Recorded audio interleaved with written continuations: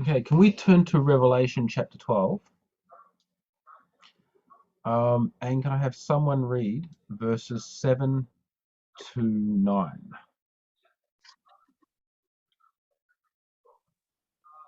And there was war in heaven. Michael and his angels fought against the dragon, and the dragon fought and his angels, and prevailed not, neither was their place found any more in heaven. And the great dragon was cast out, that old serpent called the devil and Satan, which deceiveth the whole world. He was cast out into the earth, and his angels were cast out with him. Now, this casting out of the devil is what we're going to look at today. We discussed a little bit at the end of last week when this casting out fit in, but we're going to dig into that today. When was this war in heaven in Revelation 12? When the devil was cast out.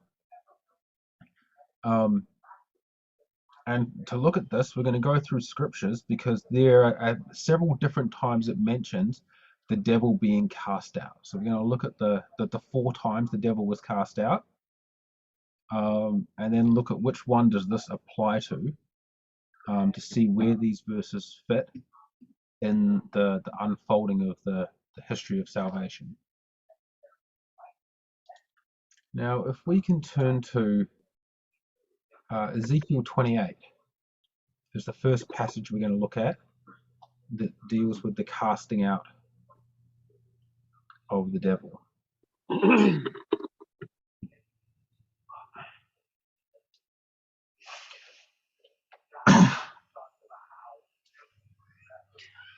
Now, this prophecy starts in Ezekiel 28 verse 11. If someone can read from verse 11 to 15, just to get the setting for who we're talking about and who is being prophesied about in this passage in Ezekiel 28. Can someone read Ezekiel 28 verse 11 to 15? Well, I'll read that, Matthew. Moreover, the word of the Lord came unto me, saying, Son of man, take up a lamentation upon the king of Tyrus, and say unto him, Thus saith the Lord God, Thou sealest up the sun, full of wisdom and perfect in beauty. Thou hast been in Eden, the garden of God. Every precious stone was thy covering, the sardius, topaz, the diamond, the beryl, the onyx, the jasper, the sapphire, the emerald, the carbuncle, and gold. The workmanship of thy tabrets and of thy pipes was prepared in thee in the day that thou wast created. Thou art the anointed cherub that covereth, and I have set thee so. Thou wast upon the holy mountain of God. Thou hast walked up and down in the midst of the stones of fire. Thou wast perfect in thy ways from the day that thou wast created, till iniquity was found in thee. So who is being prophesied about in this passage? Satan, the devil. How do we know that? Because the description gives, that's the description of him. He was the anointed cherub. And then it talks before that in verse 13, that was in Eden, the garden of God. And that's where he went to. Yep, so it's referring to Satan. Those descriptions there that you pointed out can clearly only be referring to an angelic being like Satan, and specifically he was that serpent in the Garden of Eden. Why does it then open up by talking about the king of Tyre? Take up a lamentations for the king of Tyrus.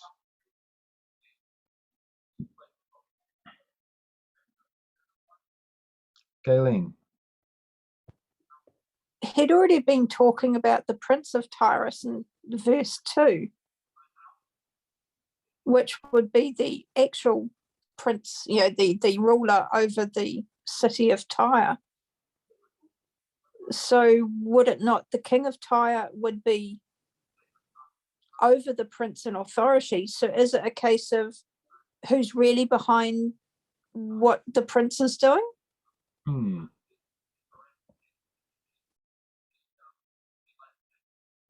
Yeah, yeah, I think that's bang on. Satan is the one in charge of Tyre. The human might be sitting on the throne of the kingdom, but Satan's sitting on the throne of the king's heart. He's the real ruler. And so when Ezekiel was prophesying about the ruler of Tyre, that their king, the chief ruler, is saying that's Satan. Satan is the one behind this nation, this empire. And that's interesting in Revelation 12, with what we looked at in the previous weeks. There, Satan is that dragon, the great red dragon, that is depicted acting through paganism, specifically then pagan Rome, to try to destroy Christ and to persecute the church. Rome was the nation doing these things, but Satan was the one controlling them and moving the pieces and guiding the nation to do that. And so here, just like in Revelation 12, when Satan is seen as the real power behind these nations that oppose God, here in Ezekiel, when he's prophesying, he again identifies Satan as the real power behind these nations that are opposing God.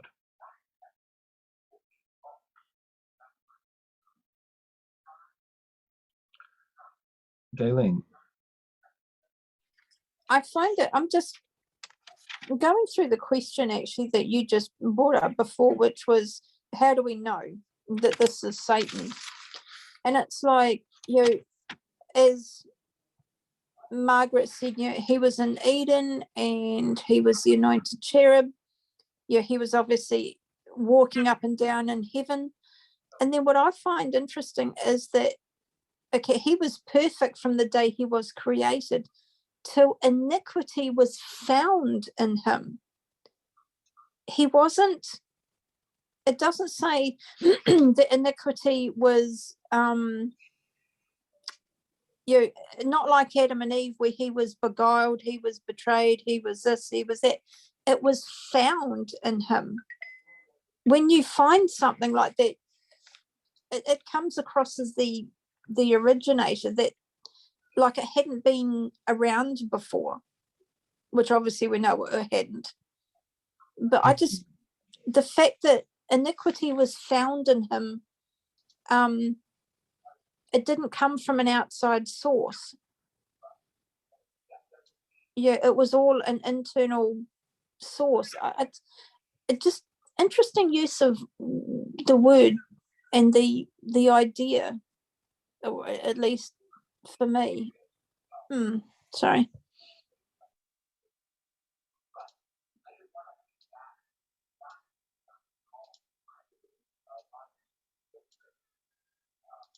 Mm-hmm. So now that it's identified that we're talking about Satan here as the one who's behind the power of the kingdom of Tyre, can someone read from verse 16, still in Ezekiel 28, verse 16 to 19?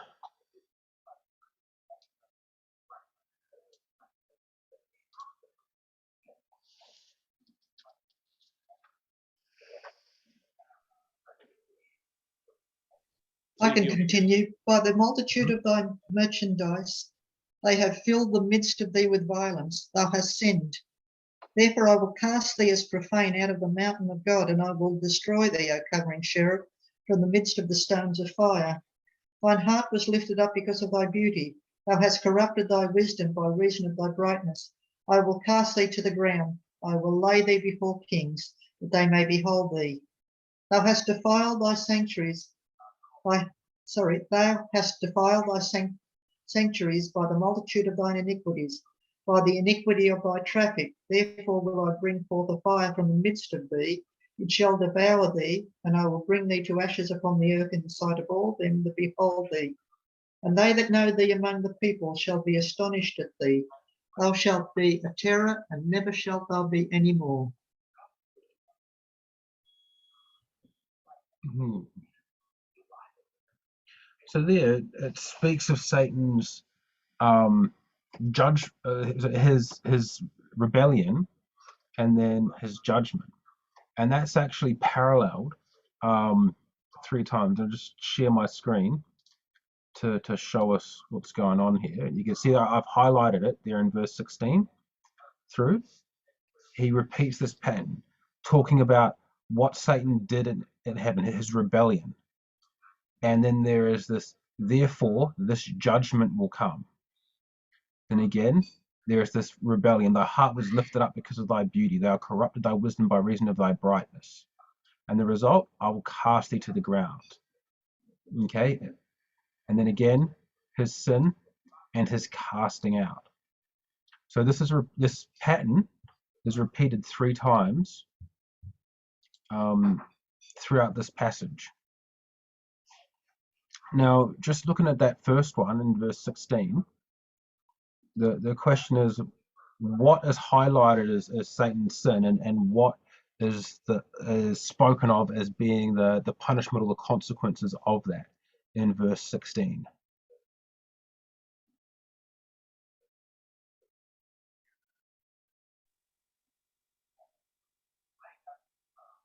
Would it be greed?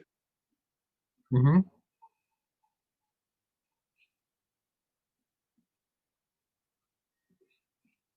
Galen. He's been cast out from the mountain of God. So he's been cast out from heaven, Mm-hmm. because it talks about the holy mountain of God back in verse 14. Mm. Well, carrying on from that, in verse 14, it addresses Satan in three ways. It says, thou art the anointed cherub that covereth, right? That's saying that, Lucifer was in the presence of God.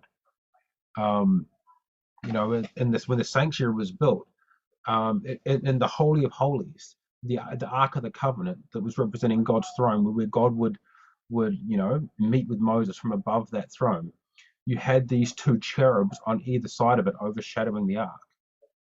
And here when it talks about him being the anointed cherub that covereth, it's saying, you were one of those cherubs right in the immediate presence of God, standing beside his throne.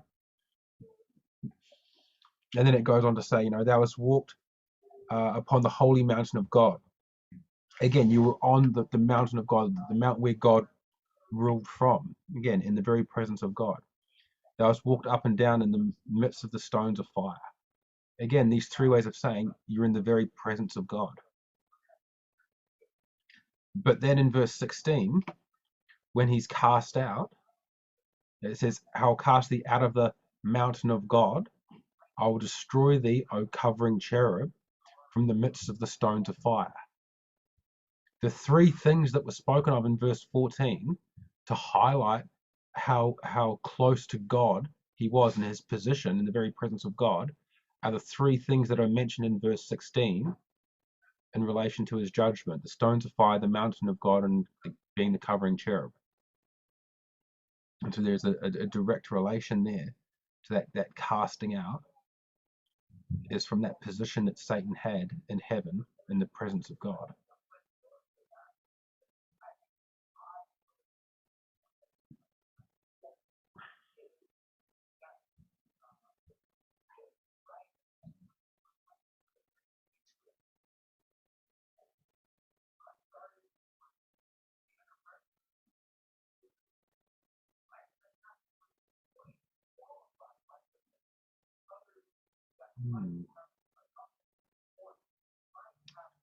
And so this casting out that happens there in verse 16, if I had to ask you to put that in some point on the timeline of salvation history, when did that occur?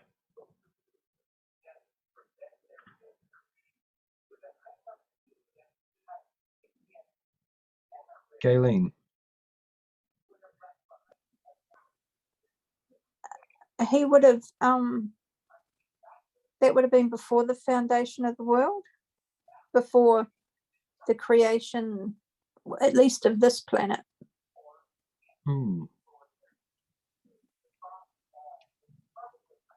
although he was still, as we know from Job, he could still go to the council meetings, Mm-hmm. because after the foundation of this world, obviously, Adam handed over dominion. So he went as our representative instead of Adam.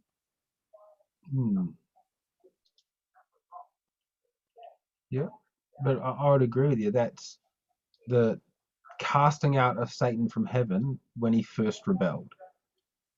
You know, those three things that are mentioned, them, him being cast out from the mountain of God, O covering cherub, destroyed from the stones of fire.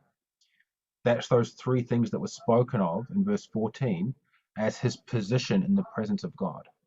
So this is when he was cast out of heaven. Can someone read Luke 10:18?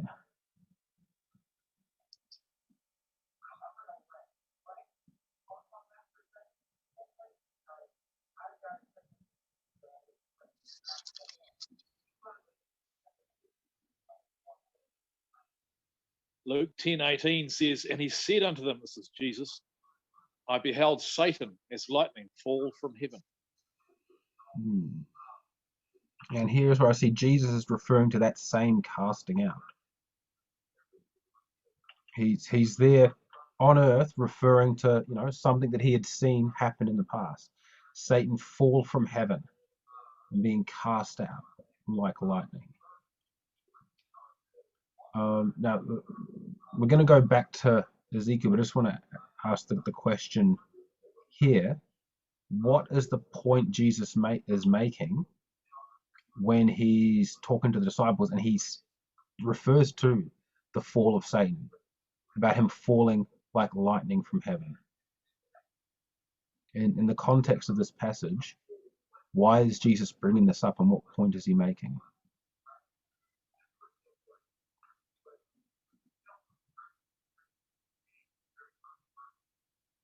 Well, the disciples have been sent out to go and heal the sick under his name and tell them that the kingdom of God has come near to them.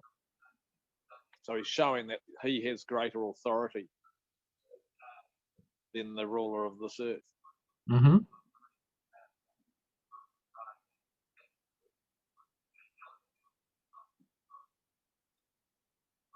Yeah, Galen?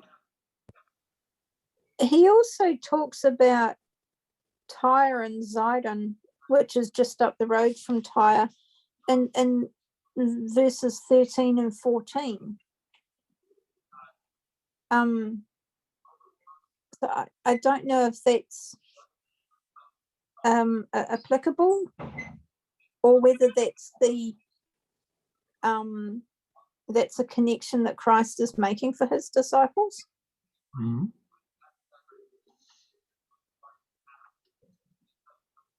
Petra.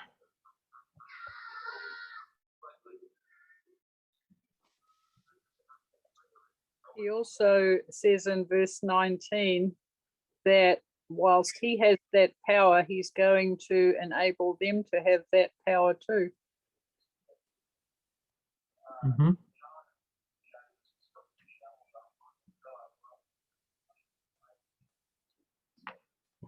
Yeah, I like it when the disciples return.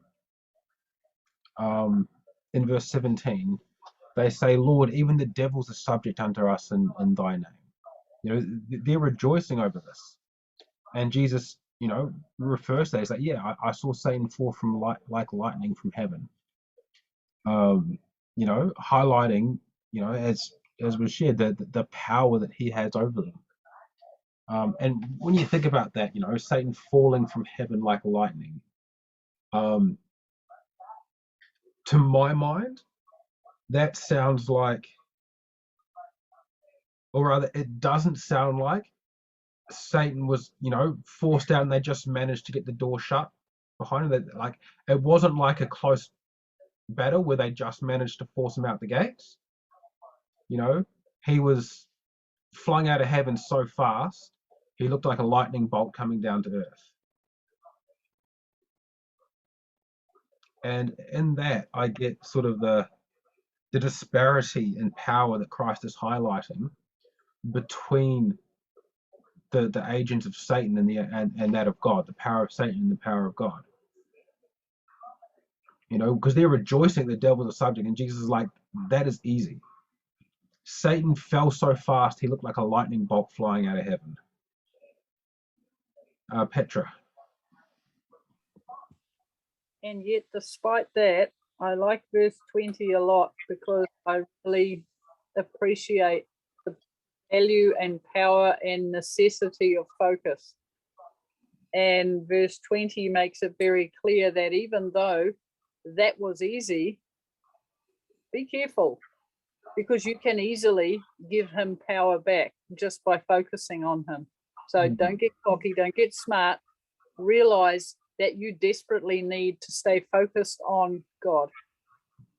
Because the moment you look at him for long enough, or your power over him, which is the same thing because it's self, you're in trouble. So yes, that might be easy for me, but don't you get smart, because you got to be careful here.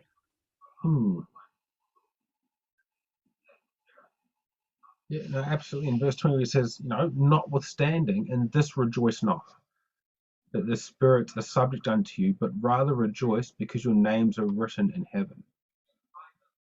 You know, I sort of, you know, carrying on from what you're saying, while he's saying the devil being cast out of heaven was easy. That was an easy victory to win. But getting your names written in the book of life, you know, the salvation of the world, that was a victory that cost a lot. That was a victory that was hard to win. So he's contrasting, you know, having power over Satan as opposed to, you know, so victory over the devils in the world rather than victory over sin in your life. Is, you know, one is easy, the other was achieved at a great cost. And so he's bringing that into contrast.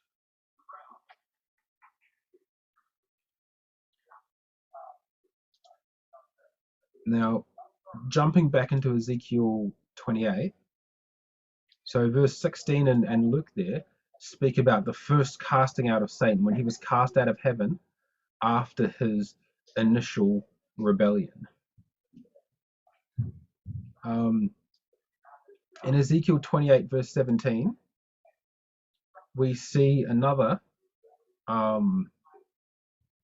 it goes through that cycle again of highlighting Lucifer's sin and his rebellion, and then again him being cast out. This time, I will cast thee to the ground, and I will lay thee before kings, that they may behold thee.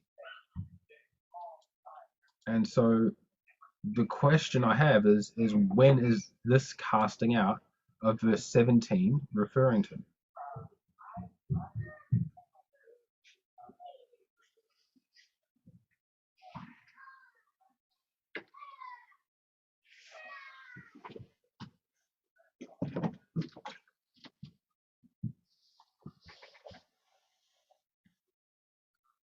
Galen. I'm wondering if it was at Calvary. Mm-hmm. Because of the laying down before kings, the laying down before people, but not literally so that he could be physically seen, but that you know, with going to Calvary, that there's been a defeat of Satan, and it was done before people, you know, it was done before political rulers, it was done before church rulers, church leaders rather, sorry. In the fact that there's a progression, because this is talking more, a bit more about his heart and what's going on. and yeah, in his own self, and how far he's gone, I suppose. I don't know, but yeah, the Kings makes me think of here on earth, because you got people, so that's why it seems to be Calvary for me. I don't know. Hmm.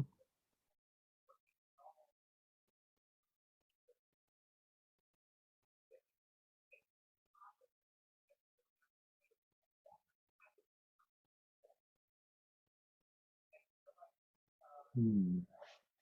Yeah, when I read that, it says, I will cast thee to the ground, and I will lay thee before kings, that they may behold thee. So I actually put this one a little further into the future than Calvary. There was definitely a casting down that happened at Calvary, and we're going to see that in John 12. But I put this one a little further into the future, where it is not so much happen to be symbolically applied, but literally, Satan is cast down, and he's going to be beheld there. If we turn to Revelation 20, and can somebody read for me Revelation 20 verses 1 to 3?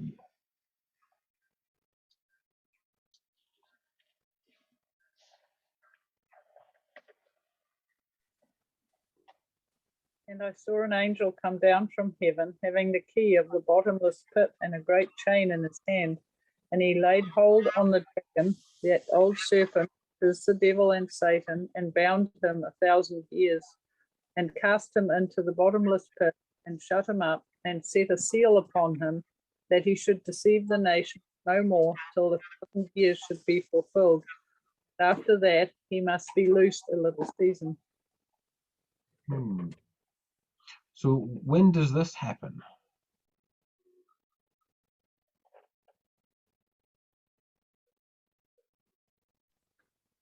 A 1,000 years.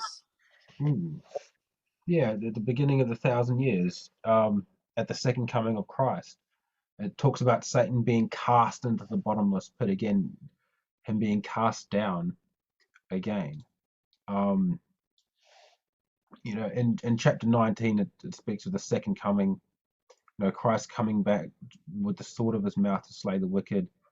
The beast and the false prophet are destroyed, and Satan is cast down this time into the bottomless pit for 1,000 years.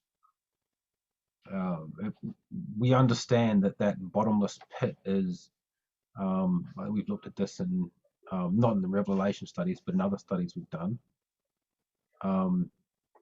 That bottomless pit being the condition the earth is during that 1,000 years. This desolate wilderness where Satan is cast into.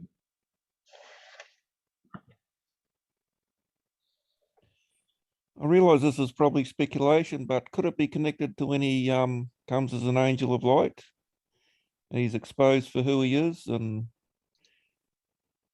then he's tied into the being chained up then? Possibly? Yeah, because during the final parts of Revelation 19, when Christ is coming back as, Satan has impersonated Christ.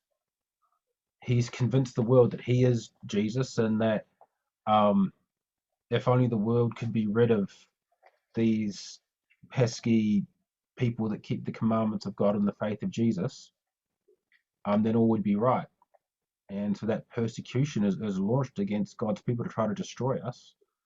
But when Christ comes back in judgment, all those people are going to see that the one who they thought was Christ being, unmasked as an imposter and, cast down before them.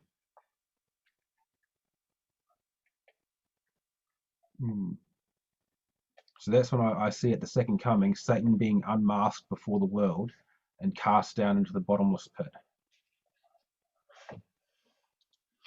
And if we can turn to Isaiah chapter 14, there's a passage in here that mentions Lucifer, that also speaks of him being cast down. Can someone read Isaiah 14, verse 12 to 16?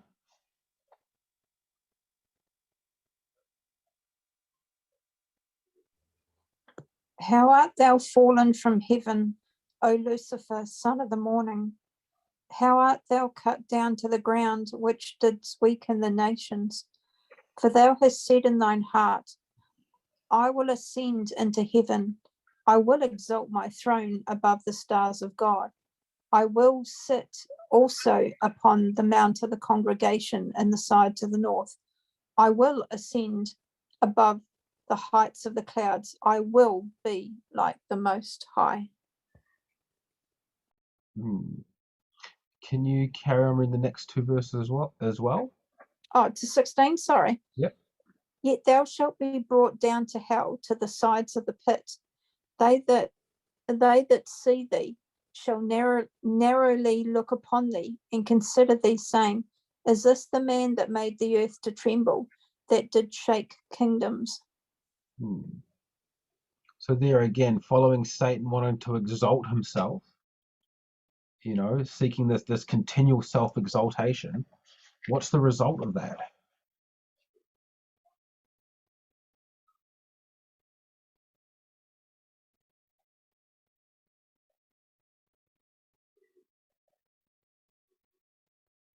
Distortion of thinking.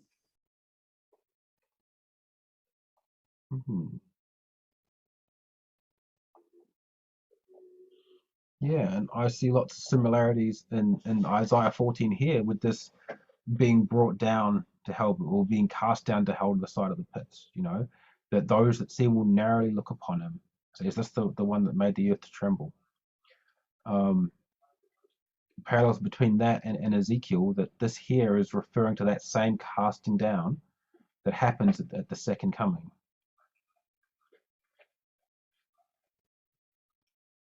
We all can see how powerless Satan is in the face of Christ. Now, jumping back into Ezekiel 28, the third and final one of these cycles, in verse 18 and 19. Can I get someone to read that out for us again? And just a comment on Isaiah 14:13. Go for it. It says, for thou hast said in thine heart, I will ascend into heaven. So he must have already been cast out to say he was going to ascend into heaven again. So maybe that one's referring to the first time. I can see where 12 is referring, because he's already been cast out and he's weakened the nations. But then in 13 he says, I will ascend into heaven, as if he's going to go back there. He's wanting to defeat Christ and then claim the throne of God again. Yeah. Yeah, that's another reason why I think it's referring to a future casting out of Satan, rather than the one that happened initially at the rebellion. So can someone read Ezekiel 28, verse 18 and 19? And the question is, what is being described here, and what is this event referring to?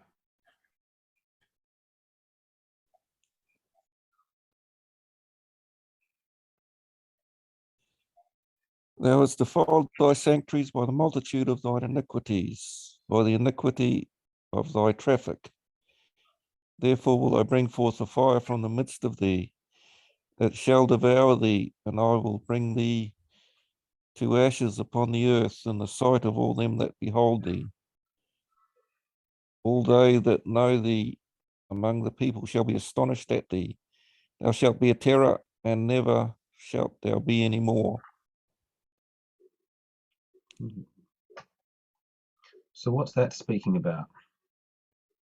The end of the 1,000 years, wouldn't it?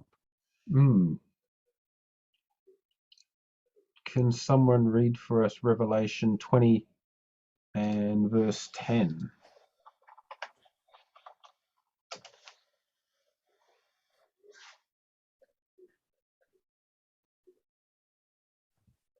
I'll read it. And the devil that deceived them was cast into the lake of fire and brimstone, where the beast and the false prophets are, and shall be tormented day and night forever and ever.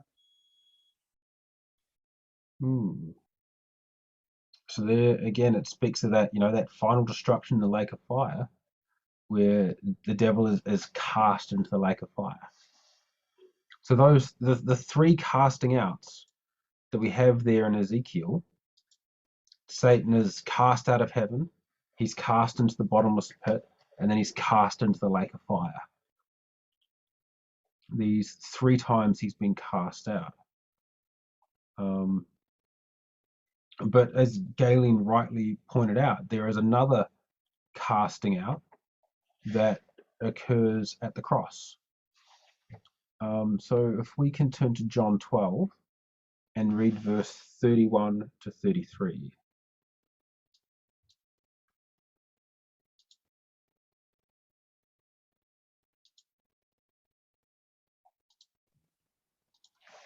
Now is the judgment of this world. Now shall the prince of this world be cast out. And I, if I be lifted up from the earth, will draw all men unto me. This he said, signifying what death he should die.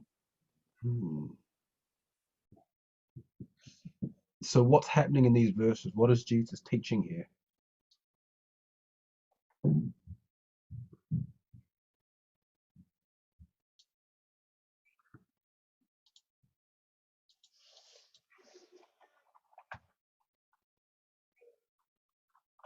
Galen. He calls Satan the prince of this world, and that the prince of this world will be cast out. He's called the prince of this world because he has dominion over this world. But after Calvary, Christ has won the war, but there are still skirmishes going on that we still have to deal with today. But the war has been won. Therefore, he would be, because Satan has shown his true colors to everybody, all the angels that may have had questions, the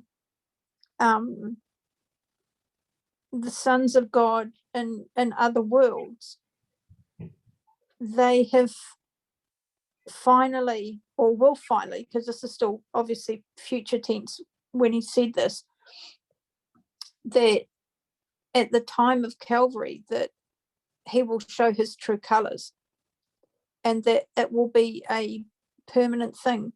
He's no longer allowed back, because he would know he's no longer the prince of this world. The dominion Christ has taken back.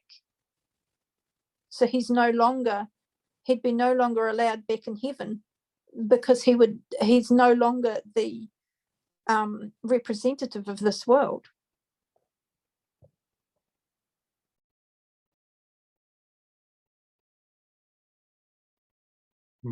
Petra. Interesting here that he's referred to the prince of this world, because all that he could rule was what he took from Adam. He could never take from the Father and the Son, though, could he? Yeah, from Adam.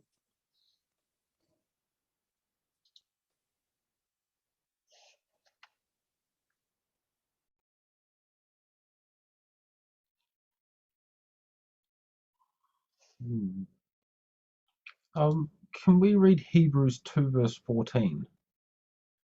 I think that's another one that read Hebrews 2 verse 14 and 15. That's another one that deals with Satan's casting out at the cross, that battle, that victory that was won there.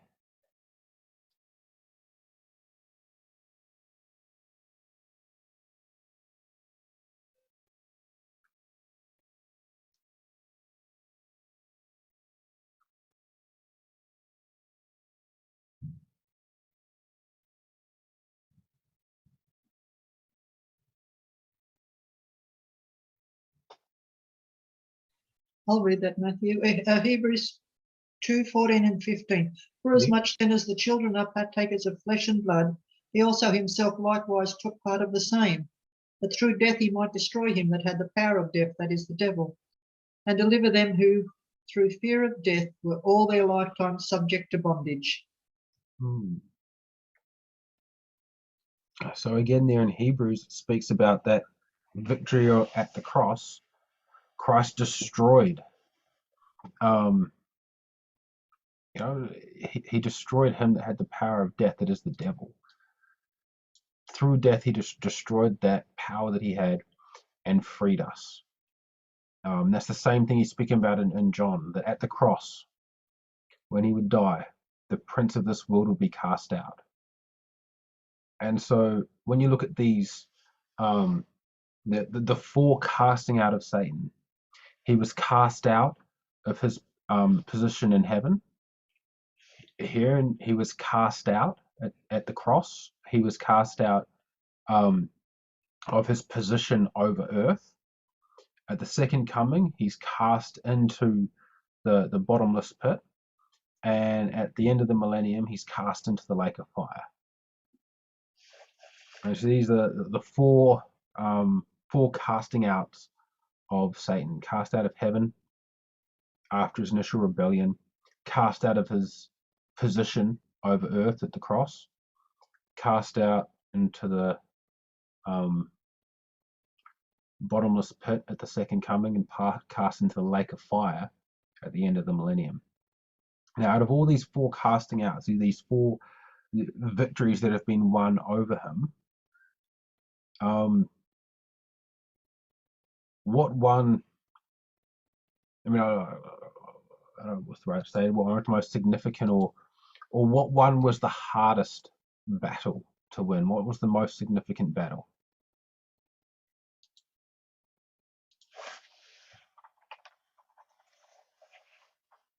Galen. I would say Calvary,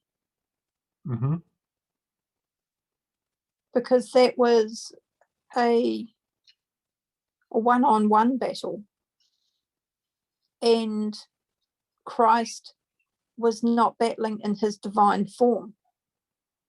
He was battling in sinful flesh, of man's sinful flesh.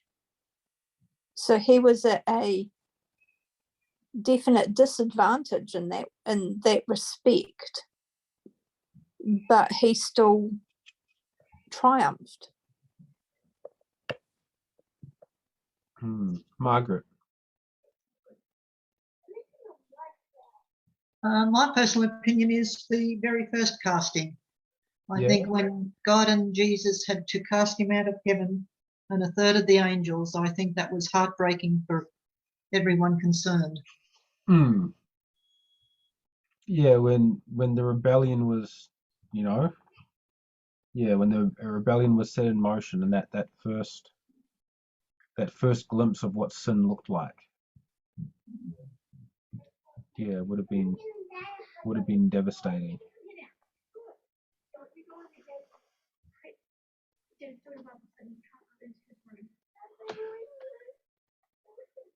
But I think while it would have been so devastating to all of heaven and heartbreaking that a third of these holy angels that they had been living in harmony with were now rebelling, were now their enemies. As far as winning that victory, that was something that was easy for Christ. That was an easy battle to win. That's when Jesus says, I saw Satan fall like lightning. He was thrown out of heaven so fast it looked like a lightning bolt struck. I don't think it was something that was easy for God if you were looking in the sense of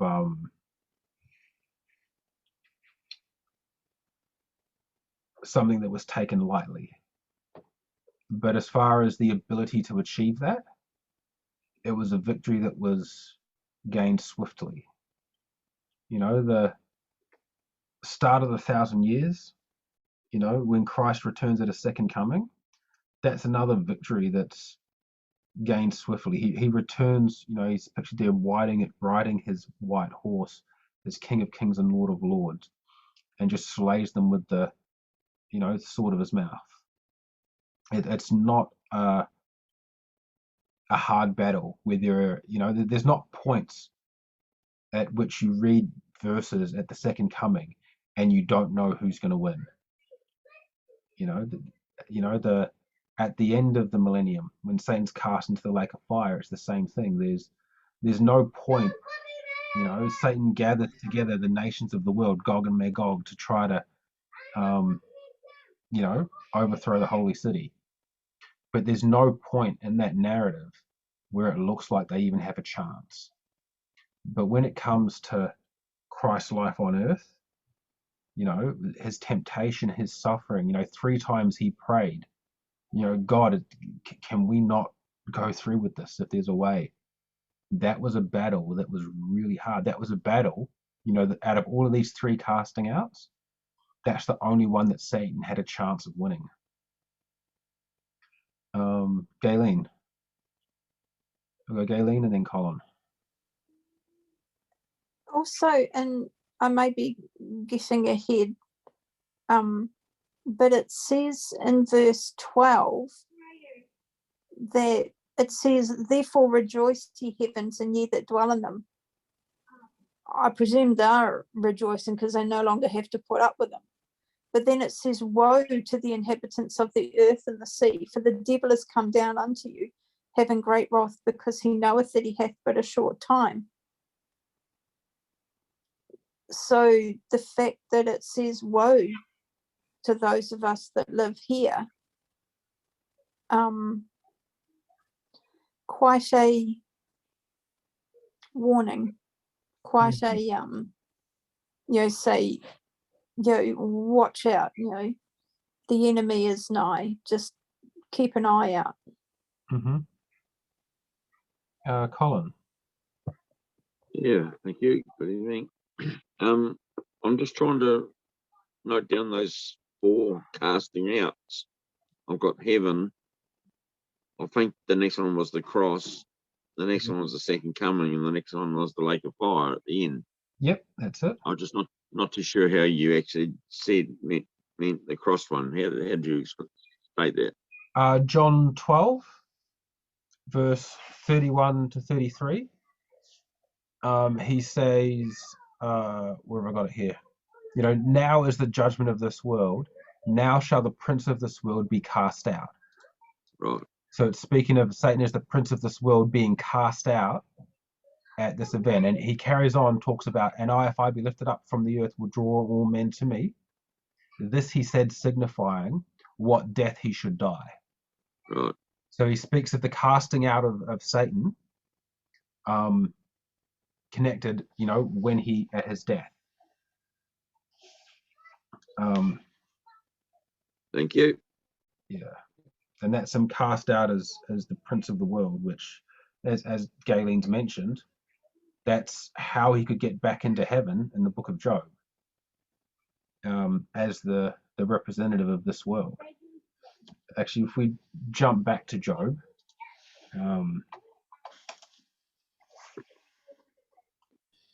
what do you make of the judgment of this world? Is that because they were going to hang him on the cross, or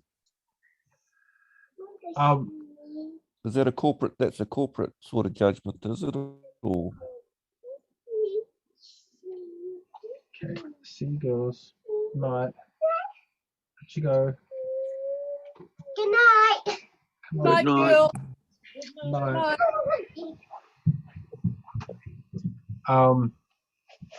Now is the judgment of this world. Yeah, I think as well, because at the cross, it wasn't just Satan, but it was the principles of his government that were on trial versus the principles of God's government.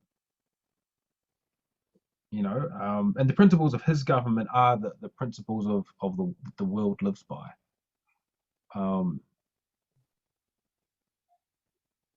That's how I've understood that and what it's referring to. The world was judged with Satan because that had sided with him. And, you know, when Christ came, condemned sin in the flesh, his victory was over Satan. Its victory was over the ways of this world. He showed that there was a better way.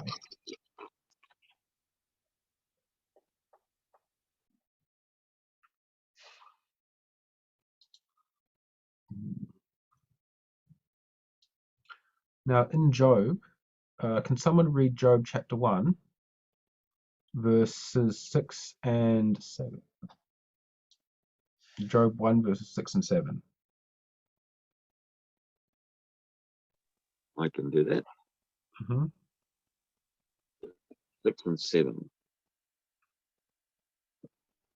On the other page. Now there was a day when the sons of God came to present themselves before the Lord, and Satan came also among them. And the Lord said unto Satan, Whence comest thou? Then Satan answered the Lord and said, From going to and fro in the earth, and from walking up and down in it. So when Satan appeared in heaven, what was God's first response to him? What was the first thing he said to Satan? Where did you come from? Where have you been? Yeah. He asked him where all the sons of God are gathered there together, and he acknowledges all the other ones, you know, are there rightfully. But when Satan turns up, God's got some questions for him. Where are you from is the question he asks him. Why aren't the sons of God actually meeting on the earth? Why aren't they meeting on the earth? Yeah.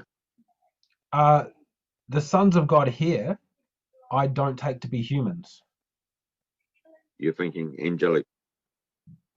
Yeah, or I take them to be the inhabitants of other unfallen worlds. You know, if Adam and Eve had never sinned, then Adam would have been off at this council on this day when they came to present themselves before the Lord. Adam would have also left earth and gone to present himself before the Lord. But because Adam had fallen and Satan was now the prince of this world, Satan went there. And when God sort of questioned Satan's right to be there, he asked him, you know, where are you from? And Satan's answer is, I'm from earth. I control earth. I'm the one that rules it. I go where I want. I do as I please. And that's his answer to that is, you know, from going to and fro in the earth and from walking up and down in it.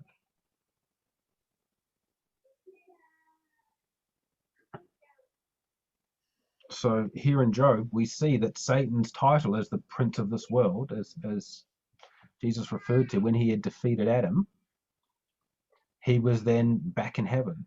So that casting out at the cross, when, you know, Jesus through death destroyed him that had the power of death, and the prince of this world was cast out at the cross, that casting out also meant Jesus won back the rights for this earth. As a human, he had won that back. So now he, you know, is the rightful ruler of this world.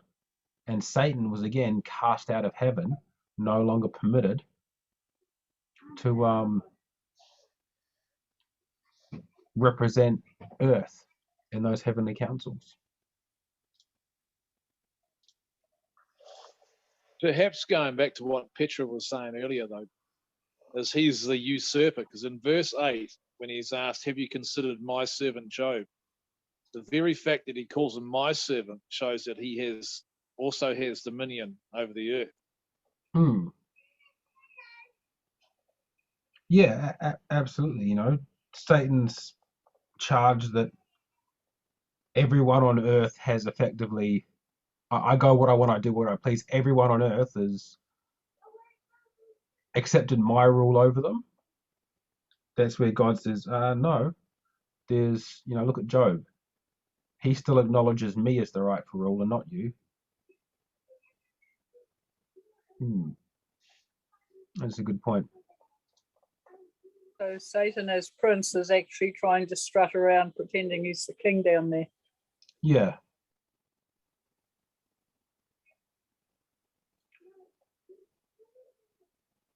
Now, if we can jump back into Revelation 12, and we've looked at these 4 casting outs of Satan, these 4 times he was cast down. In verse 9 there, we read that the great dragon was cast out, that old serpent that is called the devil and Satan, which deceived the world, and was cast out into the earth, and his angels were cast out with him. So we've got to ask the question, when did this casting out happen? And there are a few clues from the passage, but if we can read from Revelation 12, verse 7 through 12, refresh our minds on that passage, and then we're going to look at what are the clues in here that tell us when this casting out in Revelation 12 happened. What is this event talking about? You want 7 to 12 read? Yep. And there was war in heaven. Michael and his angels fought against the dragon, and the dragon fought and his angels, and prevailed not, neither was their place found any more in heaven. And the great dragon was cast out, that old serpent called the devil and Satan, which deceiveth the whole world. He was cast out into the earth, and his angels were cast out with him. And I heard a loud voice saying in heaven, now is come salvation and strength and the kingdom of our God and the power of his Christ. For the accuser of our brethren is cast down, which accused them before our God day and night. And they overcame him by the blood of the Lamb and by the word of their testimony, and they loved not their lives unto death. Therefore rejoice, ye heavens, and ye that dwell in them. Woe to the inhabitants of the earth and of the sea, for the devil is come down unto you, having great wrath, because he knoweth that he hath but a short time. Now, is there anything in there that people, this jumps out to people as clues that give us an indication what this casting out is referring to? Gayleen. I'm still getting Calvary, even though it calls Christ Michael. The fact that the dragon and his angels, their place was not found anymore in heaven. Before Calvary, he could still go for council meetings. But at Calvary, he was no longer back. The gates were shut. The fact he was cast out into the earth, but now has come salvation and strength and the kingdom of our God and the power of his Christ. And the accuser of our brethren is cast down, which accused them before God day and night. He couldn't accuse the brethren in eternity past because no human existed. So that doesn't make sense. There's nobody to accuse during the 1,000 years. And at the end of time, you've got the lake of fire. So that's the sentence being carried out of the execution of the judgment, the sentence being carried out. And the fact that they overcame him by the blood of the Lamb, so that would have to be post-Calvary, as it were, sort of around, it just screams Calvary to me, but I'd never, because verse 7 is normally talked about with regards to eternity past and not Calvary. But the rest of it, and including verse 12, seems to just scream Calvary. Margaret. Yeah, I agree with Gayleen. Yeah, when Jesus ascended after Calvary, and he'd won the victory, Satan was no longer able to go and accuse us before the angels and God day and night. He was no longer welcome because Jesus had won the victory and Satan was no longer allowed to go. Mm-hmm.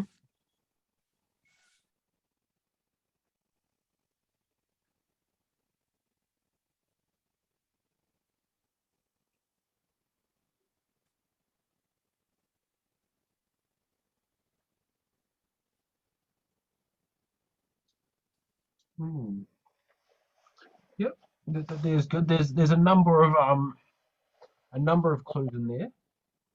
Another one that I find interesting is if you look at the rest of the chapter where this appears in the first 6 verses, the woman is presented, the man-child is born, the dragon tries to kill the man-child at his birth, and the man-child ascends up into heaven. And so that's what we finish with there, and the dragon goes and persecutes the church. So we've got sort of the first coming, the Calvary and Calvary there, the birth and ascension of Christ. And then after this casting out, the last thing we're told is that the devil has great wrath because he knows he has but a short time. And then the devil's wrath in the following verses is him persecuting the woman who brought forth the man-child. That's persecuting the New Testament church. And so with this sort of great controversy seen in the flow of chapter 12, we're told that, Christ is born and then ascends up to heaven. And then there's this casting out. And as a result, the devil persecutes the church that had brought forth the man-child. So he persecutes the New Testament church. So that seems to put this casting out again right in the context of Calvary when you look at the flow of chapter 12.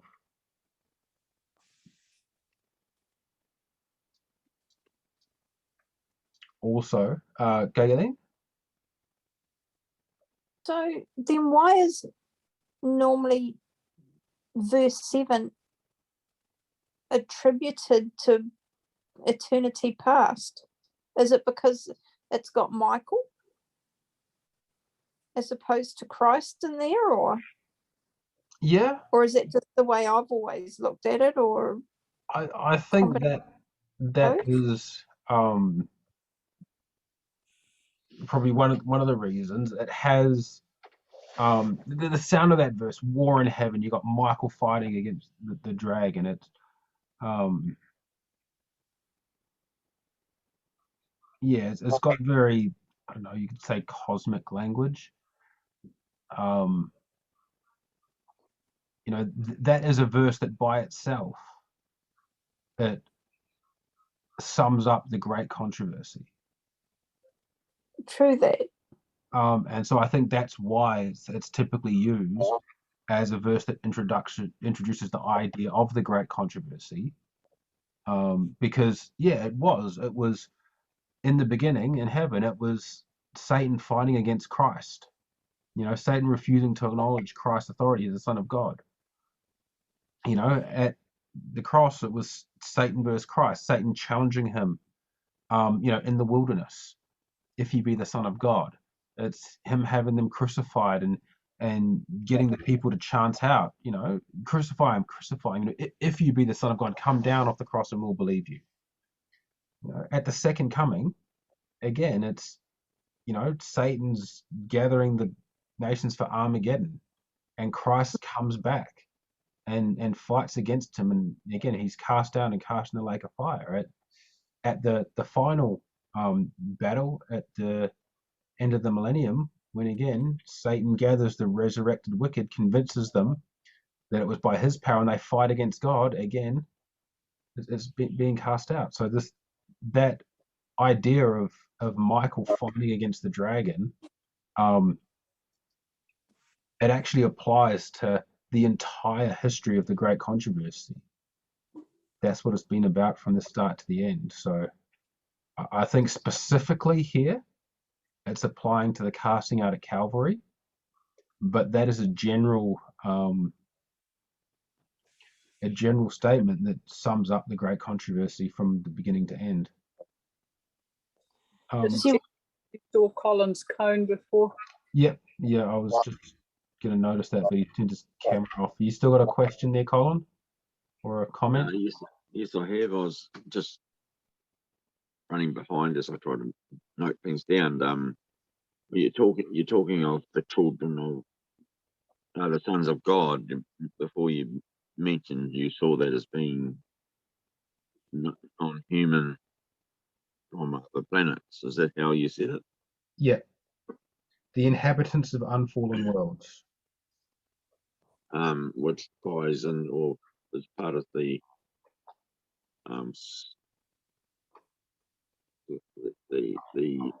ideal or the idea that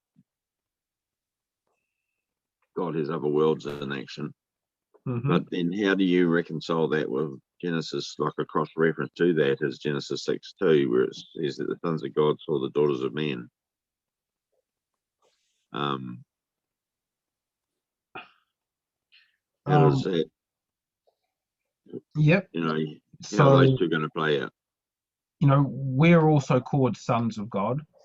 The line of Seth there in Genesis 6 were referred to as sons of God. But also in Job, But they're talking of two different bodies of people, aren't they, or beings? yeah, I'm just in the book of Job, it mentions the sons of God shouting for joy when the foundations of the earth were laid. Right. Where are we? Job 38 verse 7. He's asking him, I'll read from verse 5. Who has laid the measures thereof, if thou knowest, or who has stretched the line upon it? Whereupon are the foundations thereof fashioned? Who laid the cornerstone thereof? When the morning stars sang together, and all the sons of God shouted for joy. So it's speaking about the creation of this world, and it's saying, when I laid the foundations of this world, that's the first day of creation, or possibly you could say when he was shaping the land, on the third day. But he's saying when that happened, there's this group of people called the sons of God that shouted for joy. So in the book of Job, the sons of God are used there in chapter 38 to refer to beings that were in existence before the creation of any life upon this world.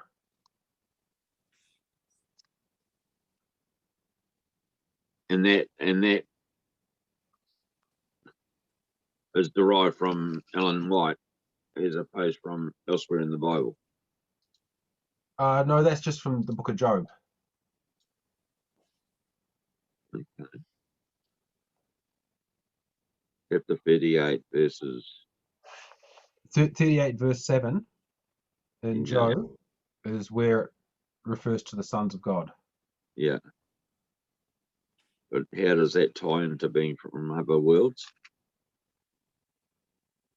That shows that the sons of God are inhabitants that are not of this creation. They were in existence before life was created upon this world. The fact that they're inhabitants of other worlds is when Satan comes among them and God questions him, that Satan's claiming sort of his right to be there is because he comes from the earth. And so the implication being is that the sons of God were there was because it was a gathering of the representatives of all the worlds. And Satan's saying, I can be here because I represent earth. The implication being all the other sons of God are there because they're representing their own planets. their own worlds that they've come from. So in lieu of Lucifer not being the representative of the world because of his fallen situation, Yeah, who should stand in his place then Christ. in this meeting? Now it's Christ. Christ is the head of humanity. As the second Right. Adam. Yeah.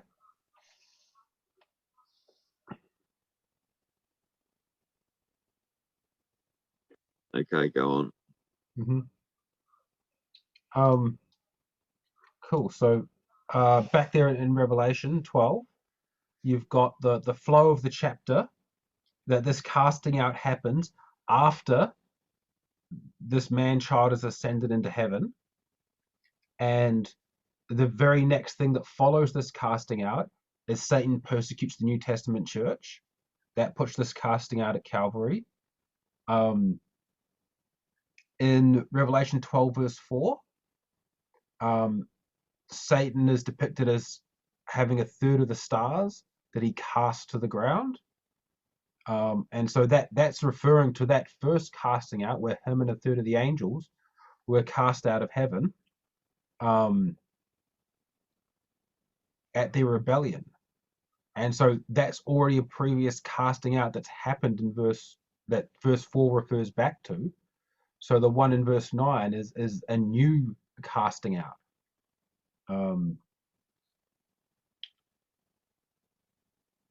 Upon the casting out in verse 10, the voice in heaven says, now is salvation, strength, and the kingdom of our God and the power of his Christ. Okay, the salvation has come. Salvation did not come when Lucifer rebelled in heaven.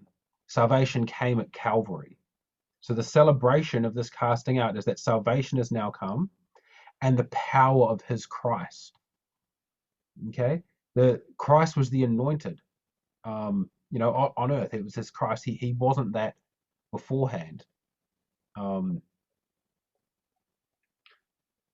Talks about no more place for them in heaven, as Galen mentioned.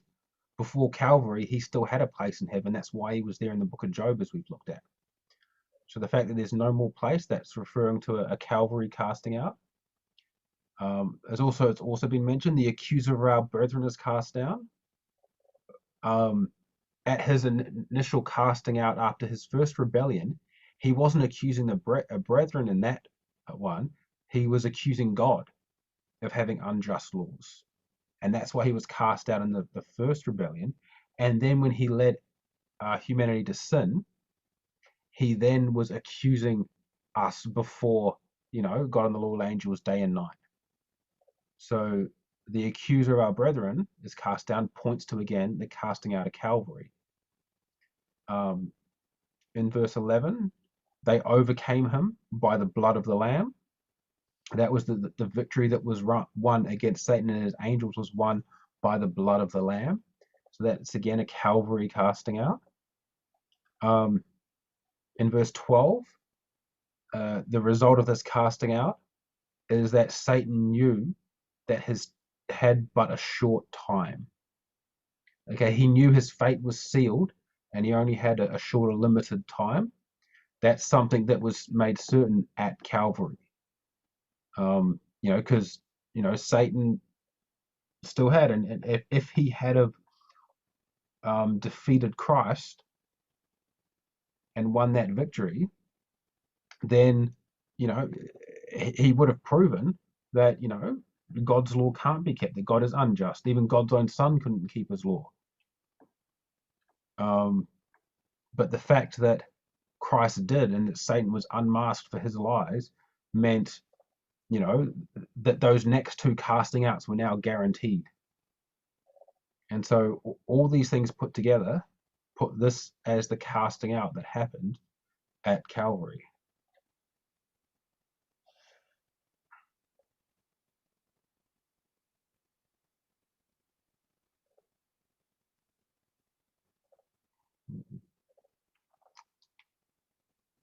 Can someone read the rest of Revelation 12 from Revelation 12 verse 13 to 17?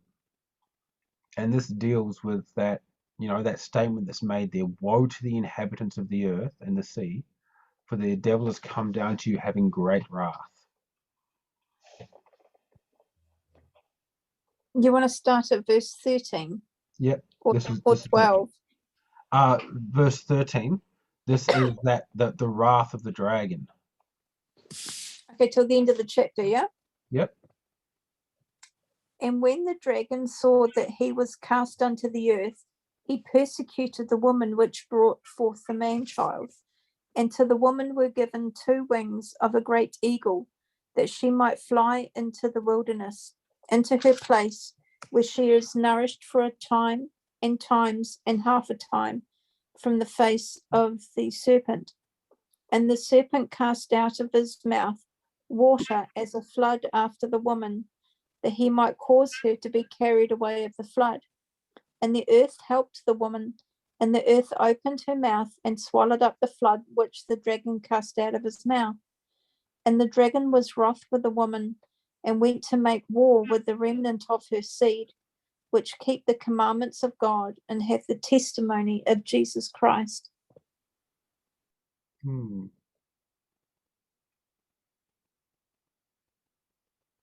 there we see how it describes the devil's great wrath. And what is the focus of the devil's wrath in these following verses?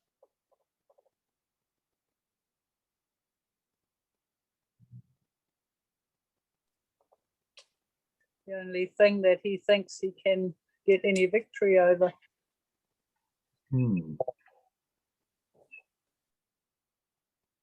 It's the woman, the church.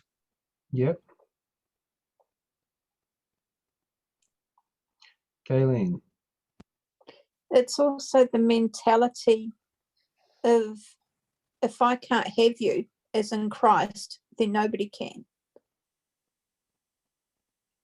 You go, and if you can't hurt the one that you really want to get at, then you make them suffer, I suppose, by hurting others that they love.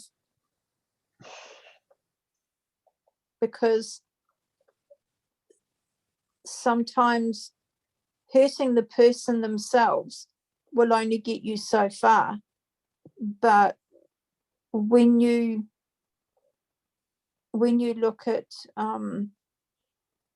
when you're looking at evil, keeping that person alive and having them suffer over time, because you've got mental anguish and all the rest of it that person would have to live with. Just like what's his face? Nebuchadnezzar killed the king's sons and then took the king's eyes out. So the last thing he ever saw was his sons being killed in front of him. That's just cruel, mean, and just evil.